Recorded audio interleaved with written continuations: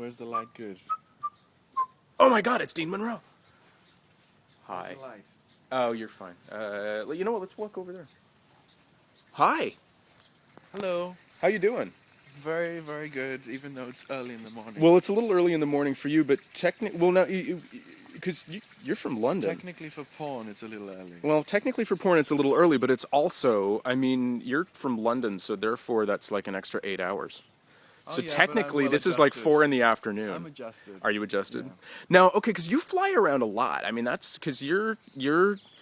I mean, we sort of discovered you on Men at Play, which is shot over sometimes in England and sometimes in Spain, and from what I understand, sometimes in other like Eastern Bloc countries. And so they Actually, they shoot most of it in London. in London, okay. And I've worked with them since, like, from the first time I shot with them was 7 years ago when they just started out. Yeah. Because they started out, and I mean, I talk about Men at Play on my blog all the time. They started out just doing still pictures, and were you with them when they were just doing still pictures? Stills and... And all that, like, weird pie fight stuff. Yeah. Were you doing all that? Little sort of web videos. And Yeah, and they've grown into this mega empire. they have a huge following because what they do is kind of unique, and they do it really stylishly, and they do it really well. So, well, they do, and I think that, you know, as the industry changes so much, this is Jason's introspective moment. So I'll come over and talk. I noticed that as the industry changes, you really need to focus on a niche. You can't just kind of be all things to all people, and it's a difficult sort of tightrope walk, and somehow they've sort of managed to do that. well, they've stuck to their original concept, and they've been faithful to it. They have. And they get better and better at it. And it's fun to do that, isn't it? Of course. It's kind of fun to put on a suit. Or Or is it? I guess that's my question. It's What's fun to put the suit on, and to be with the other hot guy in the suit. But sometimes it's tough because they want you to be having sex with the suit on, or half of it on, or I don't know, something hanging, or the trousers still on, and you think this is a little bit. And you feel like taking it off, and they're like, no, don't take that off because the fans won't like that. So you have to. So they really know what they're doing, but it's sometimes you can't just kind of go. Yeah. And do your thing. Leave those big long sort of dress socks on, the really long ones. Yeah. The gentlemen wear. I know. With the garters sometimes. You Sometimes notice that? the Sometimes they have the garters. Yeah. That's like going back to the 50s. Yeah, the cufflinks, the tie clip. So and I mean, like, I'm one of those guys. I actually like to occasionally kind of play dress up like that and have all the fun with the cufflinks and the tie and the suspenders, and I never get as girly as a cummerbund, but I no, all this stuff is very, very masculine and very tailored, and Do you notice how gay guys are the ones that we're the ones that are kind of keeping all that? We're still the ones who know how to shave, and we know a fine cigar, and we know the fine whiskeys and all that. Although in England and in London especially, there's still a really big Savile Row culture. Oh, really? Where a lot of men in the city wear tailor-made suits to go to work. So wow. Okay, the bowler hat's gone, but okay. the pinstripe is still there.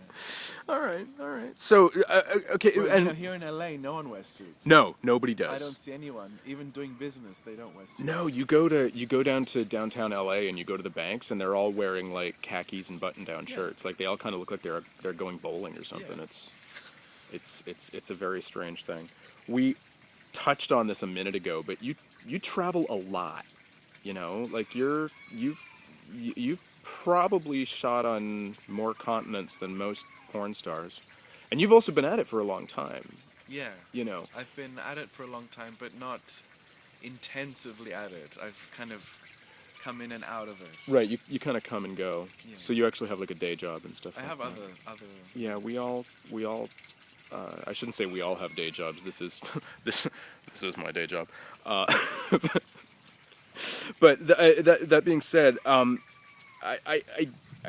guess what I really was going to kind of try to get at is that, do you notice that there's a big difference with the way that things are shot in different parts of the world? And you got the DVD studios, you got the online studios, you've got, and you've been around for long enough that you've seen the evolution of online I sites. started in the heyday, or like the peak, let's say, of the industry, where I call it the golden age. the golden age age, of the internet. where we would be flown to the other side of the world, let's say New Zealand, and we'd stay there for 2 weeks, and the company would spend $300,000 on the production, and for a DVD, and now that doesn't exist anymore. No. It's completely changed. So I that's when I started off, and I've seen things slowly become. The web is the future, and that's the way everything's going. And Yeah. But it is very seat of the pants, and you're right. And you arrived here, and we're still kind of trying to figure out exactly how we're going to shoot this scene, and we need to start in about 20 minutes. yeah, some things haven't changed. Yeah, that's it, and it does tend to be one of those things where I need to, and as a director, it's something that I wind up having to do a lot, which is that I have to get a little one-on-one FaceTime with the performers, and you and I have already done this, so you know this, where I'll kind of go, okay, how about, are you a wuss? Like, are you going to be freaky if you get cum on your chin? Are you going to be freaky? And some guys are yes, and some guys are no. But I think you nailed it when you said the gay guys are the ones that generally don't freak out about that. Yeah, a lot of studios actually have checklists that you tick off what you want to do and what you don't want to do, and a lot of studios also require HIV test certificates and things like that. And like in Eastern Europe, we have to do that. So right. Here, some of the studios do, some don't. Some voluntarily will test and not use condoms. Some will do both. Some do one. Some leave the choice to the performer. It's there's no real standard there, which I think a lot of people are really surprised to find out about. But anyway, we should probably get back there and start shooting. You're going to go do your scene with Morgan Black, and he's pretty hot.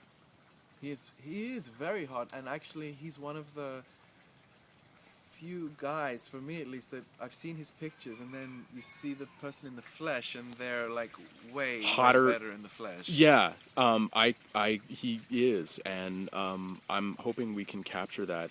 And this is, and I hate it when I do, and I go out of my way to not do this, which is suck up to porn stars that I'm about to work with. But I'm really excited about working with you because I've watched your career for years, and you were one of those guys that I'm just like, I'm never going to get to work with him. And so 2 days ago when they suggested that I get here at this ungodly early hour to shoot this, I was like, I'm so fucking there. So, yay, thank you for letting me... Yay, I'm looking forward to it. I think it's going to be fun. I hope the scene turns out really well. I guess we'll see it at Cocksherman. So thanks very much for doing that, and we'll let's go make some porn. Let's do it.